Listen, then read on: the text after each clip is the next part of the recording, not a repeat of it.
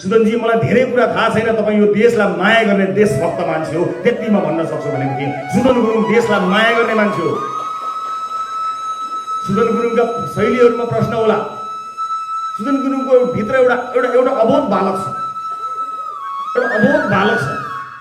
एउटा जिज्ञासु मानिस छ होला।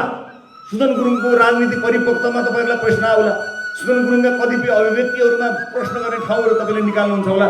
तर सुदन गुरुङ यो देशलाई माया गर्ने छोरो हो, मलाई त्यसमा अलिकति पनि शङ्का छैन। कमजोरीहरू छन् कसैका, हाम्रा पनि छन्, सबैका, तिनलाई सुधार्दै जाने हो।